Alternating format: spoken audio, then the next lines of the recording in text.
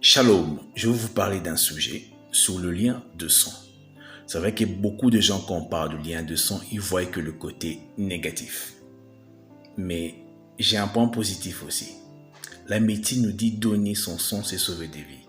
Donc un farceur, un escroc, un malhonnête peut donner son sang et sauver des vies. Mais qu'est-ce que la Bible nous dit dans Hébreux 12, 24? Que le sang de Jésus crie plus que le sang d'Abel. Le sang de Jésus nous purifie, nous rend purs.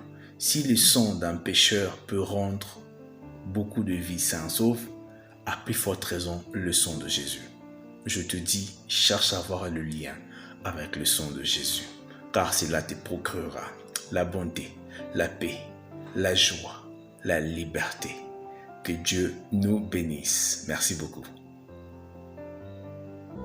Shalom la famille. Aujourd'hui, nous allons parler de Matthieu 7,7 qui veut dire « Demandez, on vous donnera.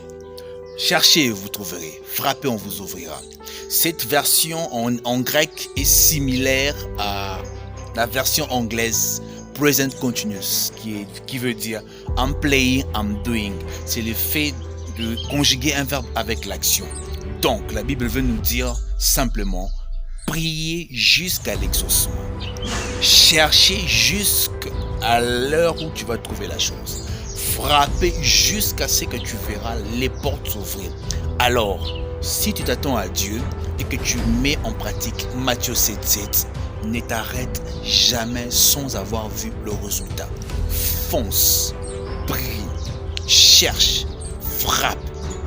Toutes ces trois méthodes peuvent être un signe d'exaucement pour toi. Que Dieu te bénisse. Amen. Shalom la famille. Nous allons parler du plus grand commandement de la Bible. Tu aimeras le Seigneur, ton Dieu, de tout ton cœur, de toute ton âme, de toute ta force. Et tu aimeras ton prochain comme soi-même. Beaucoup de gens pensent qu'on parle de deux personnes, mais or qu'on parle de trois personnes. Premièrement, c'est Dieu. Deuxièmement, c'est soi-même. Et troisièmement, c'est ton prochain. Alors comment aimer Dieu? C'est en obéissant à sa parole. Comment s'aimer soi-même? C'est en réfléchissant et en étant conséquent de tous ces actes qu'on commet. Et comment aimer son prochain? C'est simple. Tout ce que tu n'aimeras pas qu'on te fasse, alors ne le fais pas à l'autre aussi. Ne fais pas à ton voisin. Prenons soin d'aimer Dieu, prenons soin de nous aimer nous-mêmes et prenons aussi soin d'aimer notre prochain. Et c'est comme ça que nous verrons la main de Dieu. Que Dieu nous bénisse.